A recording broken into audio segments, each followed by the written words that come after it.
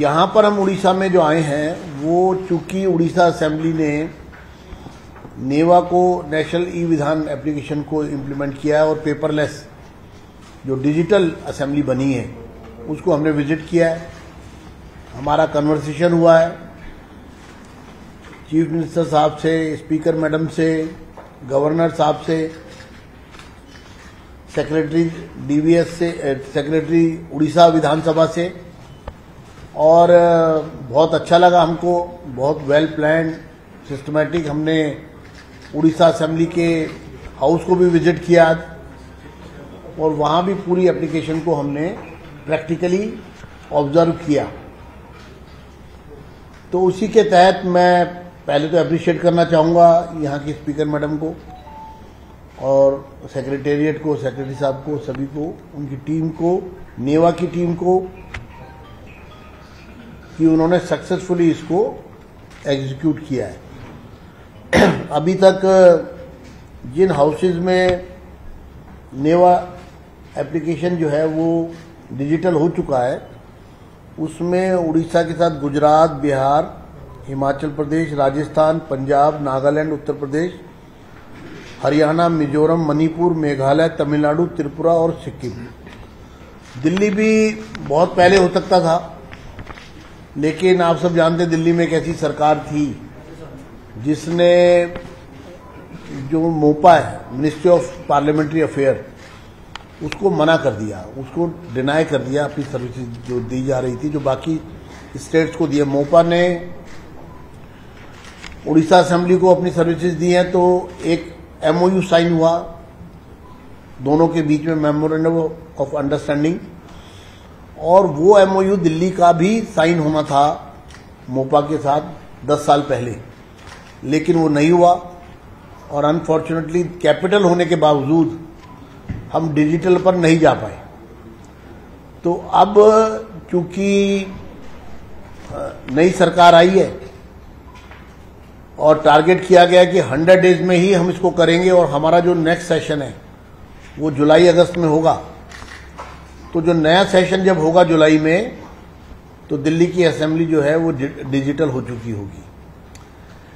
अभी बहुत सारी एप्लीकेशंस हमने उड़ीसा से, और उनका जो वॉर रूम है, जो उनका सेवा सदन है, सेवा केंद्र है, जहां पर मेंबर्स को ट्रेनिंग भी दी जा रही है, वो भी सब हमने विजिट किया है और यहां से हम उन तमाम चीजों को अडॉप्ट कर रहे हैं। तो हमें खुशी हो रही है कि उड़ीसा के मॉडल को हम दिल्ली लेकर जा रहे हैं और देश की राजधानी में इस मॉडल को, इस एप्लीकेशन को, इस सॉफ्टवेयर को, ये जो गैजेट्स हैं जो यहां यूज किए गए हैं वो भी हमने सब स्टडी किए। उन सबको हम एक एक्सपीरियंस के तौर पर यहां पर स्टडी करने के बाद अपनी रिक्वायरमेंट के हिसाब से हम इम्प्लीमेंट करेंगे।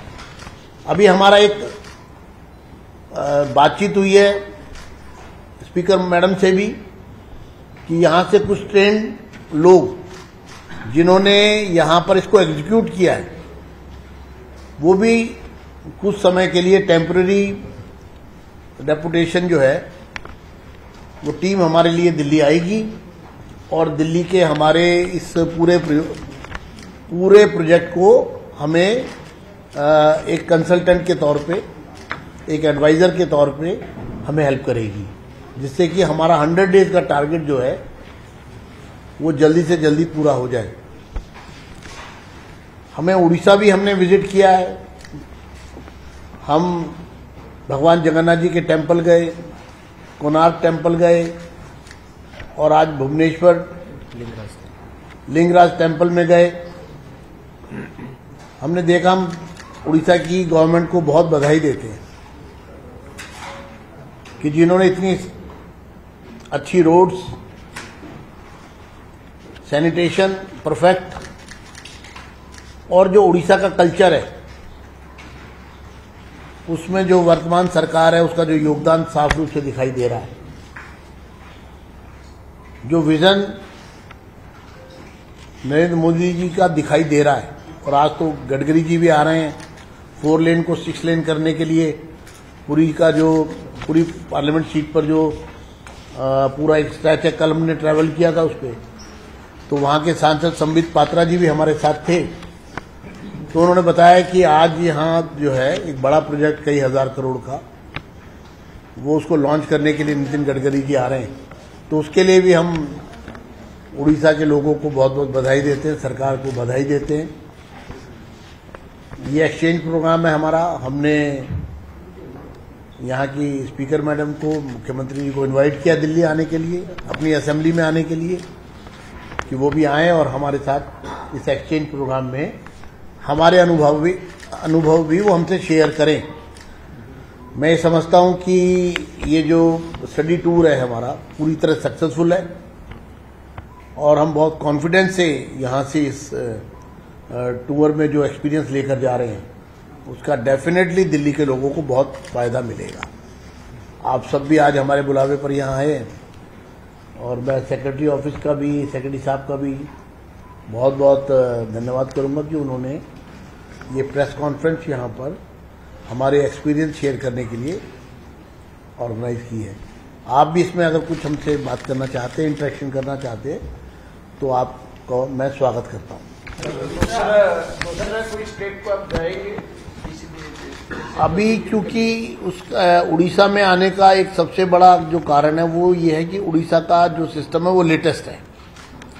आप जानते हैं कि सॉफ्टवेयर जो है वो टाइम टू टाइम चेंज होते हैं, अब अपग्रेड होते हैं। क्योंकि अभी तक जितनी भी स्टेट्स में डिजिटल हुआ है, सबसे लास्ट में डिजिटल जो है वो उड़ीसा का हुआ है और ये एक तरह से लेटेस्ट है। तो इसमें जो भी टेक्नोलॉजी है, जो सिविल वर्क है, बाकी जगह से अनुभव लेकर के जो ये यहाँ पर उसका समअप किया गया है और उसको रिफाइंड किया गया है, तो हमको ये लगा कि हमें उस असेंबली में जाना चाहिए, उस स्टेट में जाना चाहिए जिसने सबसे बाद में इस डिजिटल क्रांति में अपना योगदान दिया है।